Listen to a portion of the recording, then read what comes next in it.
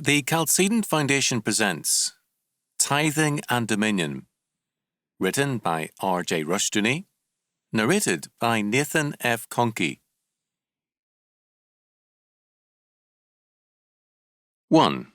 Tithing and Christian Reconstruction. It is urgently important that we think of Christian Reconstruction, but our thinking cannot be idle talk. It must be both biblical and also practically applied in our daily life. There are many people ready to eliminate statism, but they have nothing but wishing to replace it. How then will independent schools, private welfare and individual initiative deal with the vast complex of our social problems? Already most of our Christian conservative causes and Christian schools are continually short of funds. What is the answer? In any advanced social order, social financing is a major public necessity. The social order cannot exist without a vast network of social institutions which require financing and support. If a Christian concept of social financing is lacking, then the state moves in quickly to supply the lack and gain the social control which results. Social financing means social power. The Bible provides as the foundation law in the practical realm of a godly social order the law of the tithe. To understand the tithe, it is important to know that biblical law has no property tax. The right to tax real property is implicitly denied to the state because the state has no title to the earth. Repeatedly, the Bible declares, "The earth is the Lord's," Exodus 9:29, Deuteronomy 10:14, Psalm 24:1, 1 Corinthians 10:26, etc.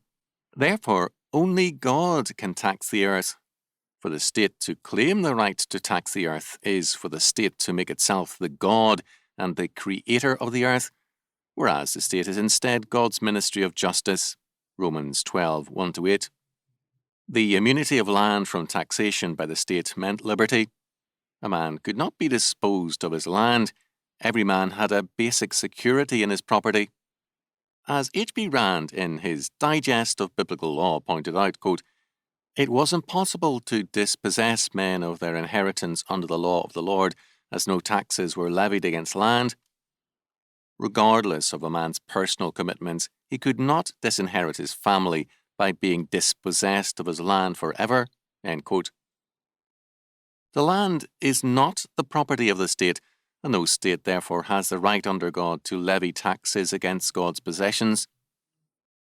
The Bible cites it as a sign of tyranny when the state claims the right to take as much as God, that is, a tithe or 10% of one's increase. Thus, Samuel said of the tyrant, quote, "He will besides take 1/10 of your grain crop and of your vineyards, and give it to his officers and to his servants. He will appropriate 1/10 of your flocks too, and you yourselves will become his servants." End quote. 1 Samuel 8:15 and 17, Berkeley version. Today, civil government takes more than 1/10 of our income. It takes about 45%. When America was colonized, the settlers in every colony made biblical law their basic law. There was no tax on property. This was basic to biblical liberty. The inscription on the Liberty Bell is taken from the biblical land law. "Proclaim liberty throughout all the land unto all the inhabitants thereof," Leviticus 25:10. In the first session of the Continental Congress in 1774, Congress denied that parliaments could tax real property. Gottfried Dietze had summarized the American opinion then, quote, "As to property, the delegates felt it should be free from seizure and taxation." End quote. The property tax came in very slowly, and it appeared first in New England, coinciding with the spread of deism and Unitarianism, as well as atheism. Such anti-Christian men saw the state as man's savior, and as a result, they favored placing more and more power in the hands of the state. The South was the last area to accept the property tax, and it was largely forced on the South by post-Civil War Reconstruction. Moreover, as far as possible, when the property tax was adopted in the pre-Civil War era, conservative elements limited to the county and retained the legal requirements that only owners of real property could vote on the county level. Today, the property tax is in effect a rent for the use of our own land. The state has the power of confiscation for non-payment and also the quote-unquote right of eminent domain. This is, in terms of the Bible, a mark of tyranny, as both the law and the story of Naboth's vineyard makes clear. The tithe is God's tax for the use of the earth. It is not a gift to God. Only when the giving exceeds 10% is it called a gift and a quote-unquote free will offering. Deuteronomy 16:10, 11, Exodus 36:7, Leviticus 22:21, etc. The tithe is required of all men by God. Failure to pay the tithe brings on God's curse. Yielding God his due results in so great, quote, a blessing that there should not be room enough to receive it. Malachi 3:8-10. The tithe was used for a variety of purposes. It supported the religious and educational institutions of Israel and also of colonial and early America. In fact, in the United States, the tithe was for many years legally binding on all men, and failure to pay it was a civil offense. The tithe supported the churches, Christian schools, and colleges. When Virginia repealed such a law, which made payment of the tithe mandatory, George Washington expressed his disapproval in a letter to George Mason, October 3rd, 1785. He believed, he said, in, quote, making people pay toward the support of that which they profess, end quote. The position Washington took was one which the early church had established as soon as any country became Christian. State laws began to require tithes from the 4th century on, because it was believed that a country could only deny God his tax at its peril, and therefore the various civil governments required all their citizens to pay tithes, not to the state, but to the church. From the end of the 18th century, and especially in the last century, such laws have steadily disappeared as a result of the atheistic and revolutionary movements of our times. In the early years of this country, virtually the only taxing power of the federal government was duties and excise taxes. The taxing powers of the states and counties were also exceedingly small. The total taken taxes was originally scarcely more than 1%. The functions of civil government were very limited, justice and defence, mainly, plus the meals. The tithe and giving took care of most religious and social needs, voluntarily and economically. Before going further, let us examine briefly now and again later the biblical law concerning the tithe. The tithe is described in Leviticus 27:30-33. A tenth of all produce or production is claimed by God as his due and is holy or set apart for him. If the owner wanted to retain this tenth in its original form, that is, as fruit or grain, he could do so by paying its value plus a fifth. The tithe belongs to God, not to the church, nor to the producer. It cannot be given to an apostate church without being given thereby against God, not to him. It must be given, therefore, to godly causes. The priests and Levites to whom it was originally given had charge of religion, education, and various other functions.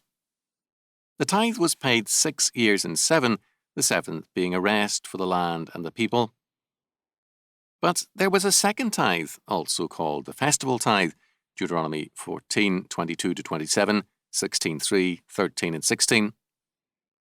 The purpose of this tithe was to rejoice before the Lord, quote, and thou shalt bestow the money for whatsoever thy soul desireth, end quote, in order to, quote, rejoice thou and thy household, and the Levite that is within thy gates, end quote. This second tax required by God was thus for the family's pleasure. There was also a third tithe, Deuteronomy 14:28 following, every 3rd year or twice in 7 years. Some scholars felt that the correct reading makes this a substitute for the second tithe in the appointed year. Henry Lansdale in The Tithe in Scripture called attention to 1 Tobit 1:6-8 in the Apocrypha and to Josephus, Antiquities Book 4, as well as to Jerome, commentary on Ezekiel 14, 1, 565, and Chrysostom, homily 64 on Matthew 20:27, to hold that a tithe in addition to the first two was meant. Maimonides in the 12th century held that this third tithe was the second tithe shared, but Aben Ezra disagreed. This tithe was a kind of social welfare tithe to be shared with lowly foreigners, not as a handout, but in common feasting and rejoicing before the Lord. As Lansdale pointed out, Christ did not repeal the laws of tithing, pages 117, 126. Jesus did not condemn the Pharisees for tithing, quote, "These ought ye to have done, and not to leave the other undone," end quote. That is, quote, "the weightier matters of the law, judgment, justice, mercy, and faith," end quote. Matthew 23:23. Chrysostom declared, quote, "If under the law it were dangerous to neglect tithes, consider how great a danger there is now," end quote. Homilies 4 in Ephesians 2. Joseph Bingham in The Antiquities of the Christian Church wrote of the early church that, quote, "The ancients believed the law about tithes not to be merely a ceremonial or political command, but a moral and perpetual obligation," end quote. Now, what did the tithe do? First of all, the tithe was an admission that the earth is the Lord's, not the state's, and the only legitimate tax on land is by Almighty God. The tithe established property as a right and privilege under God, but with God as the absolute owner. As Rand noted, quote, "Nowhere in the Bible is there any indication that property rights are to ever be abolished. On the contrary, such rights are emphasized and safeguards are placed around that property to protect the man in his possessions. Liberty for the individual is non-existent apart from freedom of possession and the protection of personal holdings and property with adequate compensation for its loss or destruction," end quote. Second, when men forsake God's law and his sovereign claim as Lord of the earth, they are cursed by him and sold into bondage. 1 Samuel 8, Malachi 3, 8-10. What belongs to God must be rendered to God. We cannot have God's blessing if we deny him his due, his first tithe in particular. To be blessed by God, we must obey God. Third, the tithe made a free society possible. If every true Christian tithed today, we could build vast numbers of new and truly Christian churches, Christian schools and colleges, and we could counteract socialism by Christian Reconstruction, by creating Christian institutions and a growing area of Christian independence. Consider the resources for Christian Reconstruction if only 25 families tithe faithfully. Socialism grows as Christian independence declines. As long as people are slaves within, they will demand slavery in their social order. The alternative to a godly society, as God made clear to Samuel, is one in which men, having forsaken God, make man their Lord. And when their decision finally comes home to them and they cry out to God, God refuses at that late date to hear them. 1 Samuel 8:18. The time for repentance and reconstruction is before judgment strikes. Conscientious and intelligently administered tithing by even a small minority can do much to reconstruct a land. Fourth, tithe is thus the financial basis of reconstruction. Good wishes, votes, letter writing, attendance at meetings all have their place, but they are not enough. Reconstruction requires a financial foundation, and this the tithe provides. The tithe can recreate the necessary Christian institutions. Fifth, the tithe restores the necessary economic basis to society. It asserts the absolute lordship and ownership of God over the earth and the God-given nature of private ownership under God. To pay the tithe is to deny the foundations of statism. To pay the tithe means therefore also not only the practical steps possible towards Christian reconstruction, but also the sure blessing of God in our battle against socialism. Having now sided with God, we have sided with victory. Sixth, the tithe restores the necessary spiritual basis to Christian action. Today, many people do give generously to various causes, but their giving is impulsive and emotional.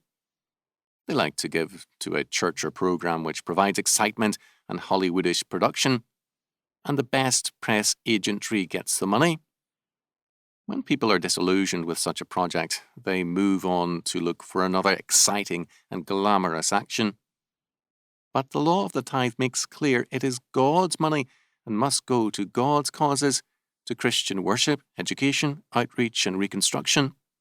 The tithe cannot be channeled to exciting causes, but to godly causes, to solid, steady, consistently biblical causes. And the tithe must bear the whole burden of Christian reconstruction. Conservative giving goes much of the time to fighting against the inroads of the enemy, which is, of course, necessary.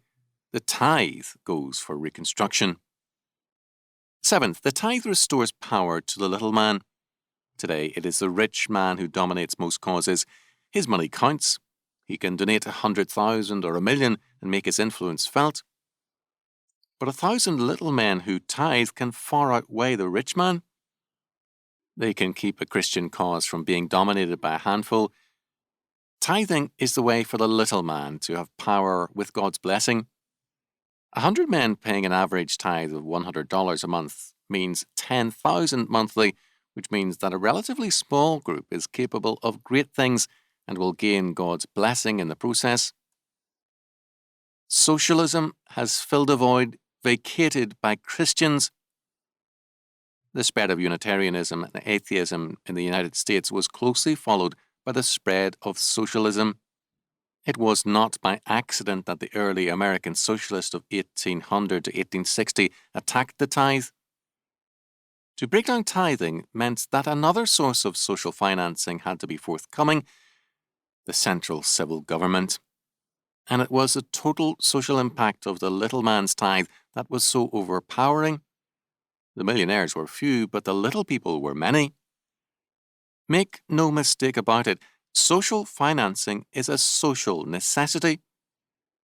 It will either be done by an irresponsible and godless state, or it will be done by godly men who, through biblically grounded administration and godly wisdom, will further social order, true churches, Christian education, and a society flourishing in liberty under God.